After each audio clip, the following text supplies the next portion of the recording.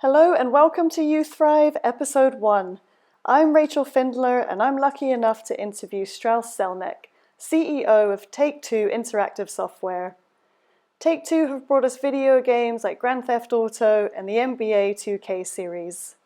I've admired Strauss for a while now, not only for his professional accomplishments, but for his dedication to his personal health and well-being. In this episode, not only do we talk about Strauss's personal health regime, we talk about the benefits of having a healthy workforce, small things you can do to encourage health within your workplace, and is the drinking meeting becoming obsolete and being replaced by those meeting for jogs and workouts instead? At the beginning of this episode, me and Strauss were discussing how especially the finance industry can ask for people to work long hours. We were discussing the different cultures of firms and how that can affect your health, and also what are your personal priorities within the workplace. So I'll pass this over to Strauss to answer the first question. But the real question is, what are your priorities? And most people, like you worked in finance, there's this whole culture of like we work endlessly, work 90 hours a week. But human beings don't work 90 hours a week. They may be in the office 90 hours a week, but they don't work 90 hours a week because we're not capable of it. We're not built that way. So if you go into an investment bank and you take a look at a young analyst who's on that program where they're expected to be in the office all the time, what really happens is they get into the office around 10 o'clock in the morning because they're allowed to come in as late as possible because the understanding is they're staying late. So they've already wasted 4 hours they could have been working because of the culture of their firm if they'd gotten in really early. And then because they know they're going to be there till 2 or 3 in the morning, they're not in any hurry particularly. And there's cafeteria in the building and they'll go schmooze over coffee or lunch. And they'll hang out with their friends a little bit. And then the company pays for dinner for them, and they schmooze with their friends over dinner because this is what we do as humans. We can't work endlessly. We're just not capable of it. And then next thing you know, it's 3 in the morning and you're grinding out work. Well, if you really looked at the hours put in during the course of that day, what did you really put in? Did you put in more than a 10-hour workday? Almost certainly not, because we're just not capable of it. We can do it for 3 days or a week. We can't do it for very long, unless we're very unusual. I'm not. Most people are not. So the question one has to answer is, okay, so what do you do about that? Do you want to work in a place like that? I understand that's the culture. And if so, are you going to motivate to get out of bed so you can go to the gym at 8:15 in the morning, finish at 9:15, take a shower, and still be at your desk when everyone else is? Or not, right? But you have to choose. And in my case, when I got out of business school, my choice was I'm not going to an investment bank because I didn't want to live that way. But what is absolutely true is that one makes choices, and that the answer is not we can do everything. The answer is specifically the contrary. You must choose. Yeah, I think just hitting it on the head with prioritizing there as well. I always ask people, what is your priority? Is it to go to the pub and have a few pints, right, or is it to go and exercise and feel better about yourself? Right. And those two things probably don't go together if you're already working a long day. Yeah, absolutely. And, it's interesting with you starting up the program because I think there was a quote saying you don't catch people in the steakhouse anymore, you catch them at the gym. Right. And I think, that's very true. In England, we have a very pub culture. I think a lot of business does get done in the pub. Do you think it's starting to change? Do you think more people are going to the gym, making networks and communities there?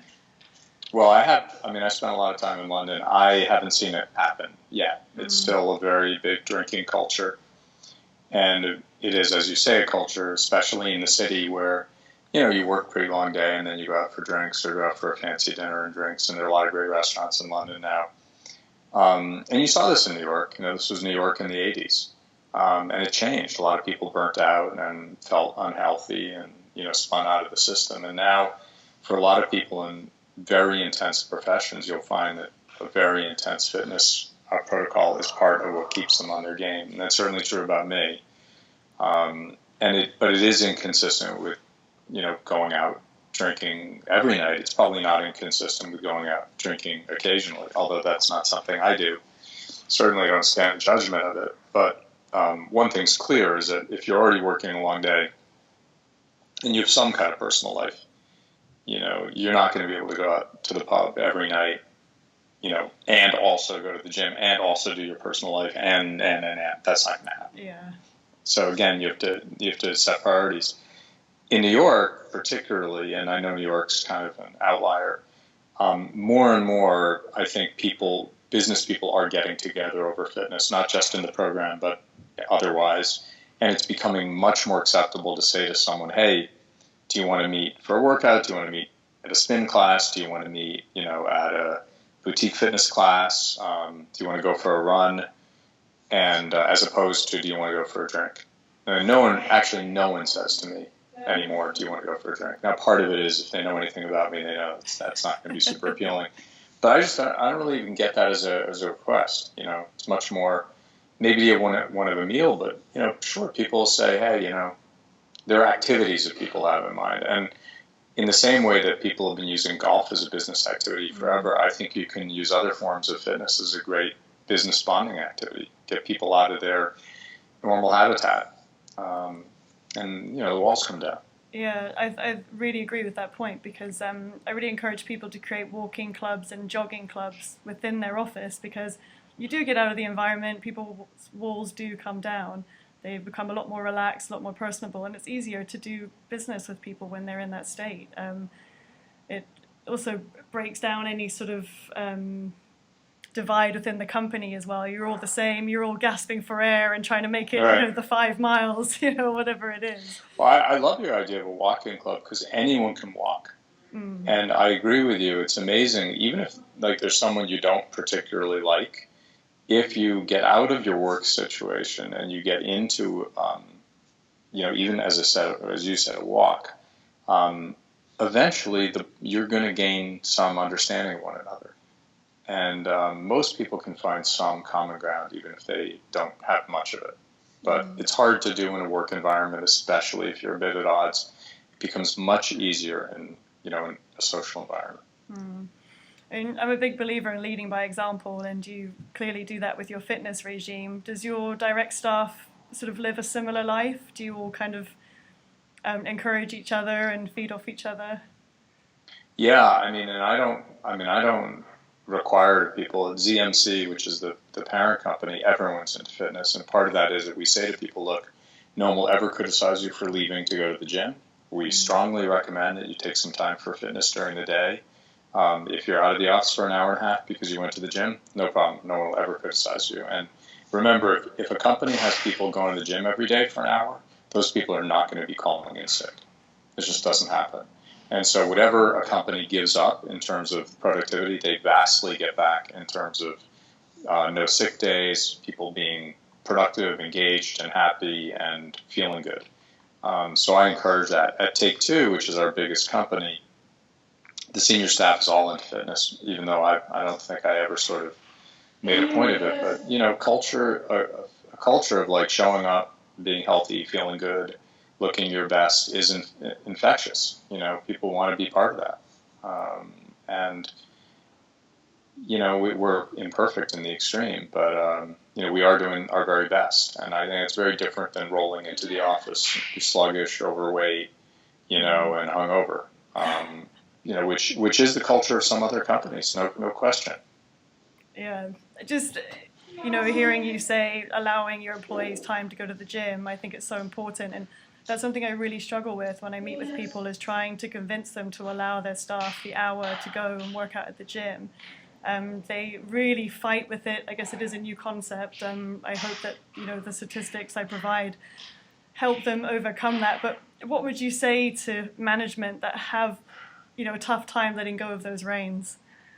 I would say ask yourself honestly, how are the hours that people are in the office being spent? Because I think if you're honest, you'll say they're spending at least an hour a day hanging around, having a cup of tea, chatting people up. I'm just truthful. And sure, people can't do that and go to the gym for an hour. They have to get their work done. But look, if you're in an assembly line and you're churning out products, that's different. You don't have this flexibility. But in an office environment where people are working with their brains, an hour in the gym, if they went and actually got some exercise, will be vastly overcompensated by additional productivity. Also, it is not okay at our firm to go have, a 2-hour lunch if you're going to the gym for an hour. You got to work. So, if you're going to go to the gym for an hour and take a shower and come back an hour and a half later, yeah, you're going to have to eat lunch at your desk. No one's giving you a pass to be out of the office from 11 o'clock to 4 o'clock. That's not going to happen. I'm aware we're coming to the end of the time here. No, I have a little more time if you need it, but we can also talk another time. I have a quick fire round for you, if you don't mind, for the blog. Please. Weights or cardio? Both. Indoor workout or outdoor workout? Both. Going uphill or coming downhill? Both, but uphill's more productive, downhill's more fun. Chicken or fish?